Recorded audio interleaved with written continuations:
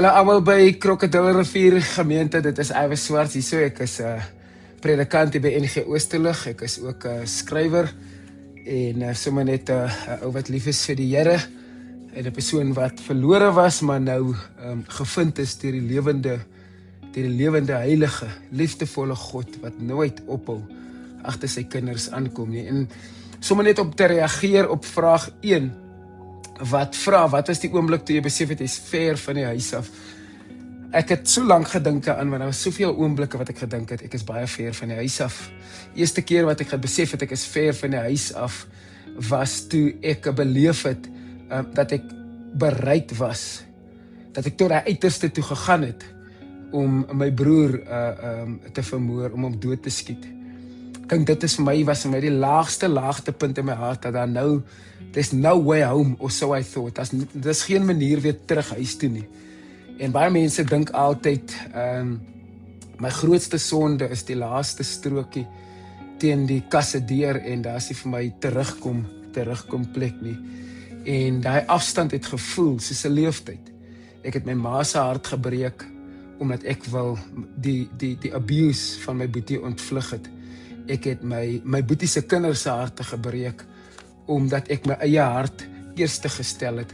En daar's niks wat daai afstand op daai oomblikke kan nader bring nie. Die persoon is nie meer daar nie. En tog het ek in 'n manier gedink, as my boetie dood is, dan gaan ek beter voel oor alles wat hy aan ons gedoen het, as ons nie so arm is nie, dan gaan ek beter voel oor alles wat in ons huis gebeur. En die afstand tussen die hart en die kop is mos wat hulle sê, ons probeer dinge hier rasionaliseer, wat eintlik hier uitgesorteer moet word. En soms probeer ons dinge hier uitsorteer, wat hier uitgesorteer moet word. En die twee moet in sink wees, die afstand tussen die twee moet in sink wees. En die tweede vraag wat hulle vra, toe ek besluit het om te draai en terug te kom, wat het jou die meeste bang gemaak, en wat het jy gevind toe jy terugkom, wat jy nie verwag het nie? Kyk, ek het in die gevangenis opgeëindig vir 6 jaar en 6 maande tronkstraf nadat ek my boetie vermoor het. En die boek, Die Verlore Seun van die Gaatjie, is daai storie. En ek dink, om sommer net te vertel van dit, daar's 'n hoofstuk in Die Verlore Seun kom huis toe. En ek noem dit hierso, I've been a child of nowhere, an adolescent of everywhere, but a man of a place called home. En dan vertel ek in hoe my huis toe kom storie was. Ek het by 'n gemeente aangesluit, Gerrit en Amikutse se gemeente, klein kerkie daar. Die vriende van daai kerk het my ondersteun, hulle het 'n pad met my gestap en hulle het my gewys hoe lyk liefde sonder 'n agenda. Hoe lyk liefde van God se kerk af oor verlore seuns wanneer daar geen agenda aan gekoppel was nie. En ek vertel sommer net van my bekeringsdag. Ek sê, ek kan nie onthou waaroor Gerrit se preek hy dag gegaan het nie, maar hy het 'n eenvoudige uitnodiging gerig aan mense wat vir die eerste keer 'n ware ontmoeting met die lewende Jesus wil hê. En ek was skielik oorweldig deur my swaar kry, deur my skuld en die dade van my verlede. Ek het geweet as ek op daai oomblik sou ja sê vir 'n nuwe lewe nie, as ek nie die geleentheid opnuut begin, om nie te begin sou aanvaar nie, ek dit nie lank buite die tronk sou maak nie. Ek het nog so in trane daar gestaan en drukkies gekry van almal van die gemeente af. So ek het regtig opnuut beleef hoe God se kerk kan funksioneer as hulle verlore kinders insluit.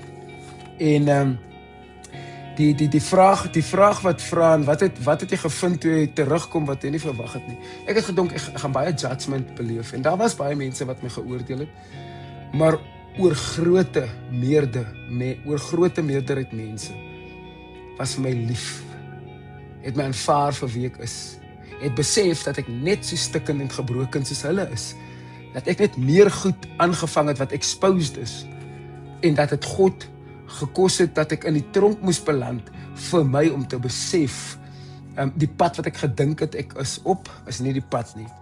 Dan vraag 3, nou dat jy terug is daar oomblikke waar jy steeds soos 'n dagloner voel, eerder as 'n kind. Hoe leer jy om die vader se kleed en ring en skoene werklik aan te trek?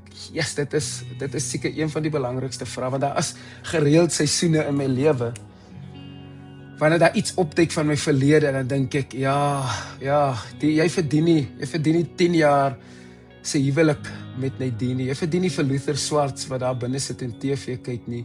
Jy verdien nie die huis nie, jy verdien nie die vriendskap en die mense wat vir jou bid en aancheer en vrygewig en goedgesind oor jou is nie. En dit is die voice van die vyand. Die voice van 'n verlore seun wat nog steeds met die mentaliteit van die slagoffer loop, is een wat sê, ek verdien nie die nie. En ja, met God se genade, ek verdien dit nie. Maar hy het vir my 'n ring gegee. Hy het vir my 'n gesonde huwelik gegee. Hy het vir my 'n kind gegee. Hy het vir my al die goedes gegee, want ek weet ek sou dit self kon beleef nie. En so, my eerste respons elke dag is dankbaarheid. Here, ek weet nie hoekom ek gekies was vir die roeping en om uit daai gemors uit te kom nie, maar omdat U my gekies het, eerstens sê ek dankie, en tweedens, ek vat die verantwoordelikheid vir my roeping baie ernstig op. Mag die Here vir julle as Kromrivier oorvloedig in sy genade toerus om die verlore kinders in julle geleedere op te lig, maar ook julle wat emosioneel verlore seuns voel of verlore dogters of geestelik emosioneel verlore seuns en dogters voel. Mag die Here jou nader trek en vir jou sê, jy verdien dit. Want Christus het gekry wat jy nie verdien nie. Hy het die kruis gekry sodat jy die ring kan kry. Hy het die sweep gekry sodat jy die vetgemaakte kalf kan kry. Genade en vrede vir julle.